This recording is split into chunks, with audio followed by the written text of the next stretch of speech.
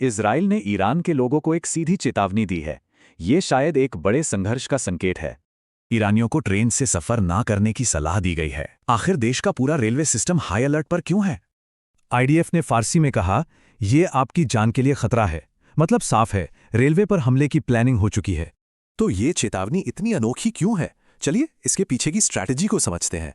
ये मैसेज फारसी में था ताकि सरकारी सेंसरशिप को बाईपास करके ये सीधे ईरान के लोगों तक पहुंच सके। लेकिन सवाल ये है कि निशाना रेलवे ही क्यों? इसके पीछे की मिलिट्री स्ट्रैटेजी काफी दिलचस्प है।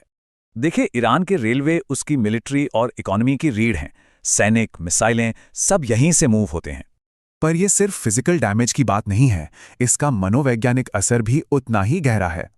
मकसद सिर्फ मिलिट्री को नुकसान पहुंचाना नहीं, बल्कि लोगों की रोजमर्रा की जिंदगी में डर और अनिश्चितता पैदा करना है।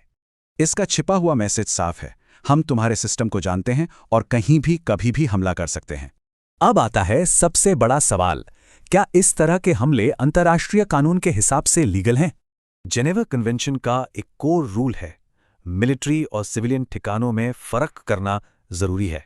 मतलब अगर मिलिट्री फायदे से ज्यादा सिविलियन नुकसान हो तो वो हमला गैर कानूनी माना जाता है। तो रेलवे पर हमला तभी जायज है जब वो सिर्फ मिलिट्री के लिए यूज हो रहा हो और कोई सिविलियन ना हो।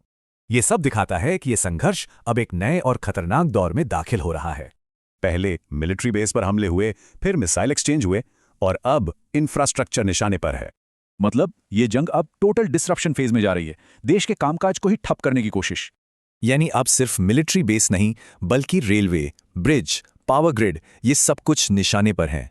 तो इस बढ़ते तनाव का बाकी दुनिया पर क्या असर होगा, ये समझना भी जरूरी है।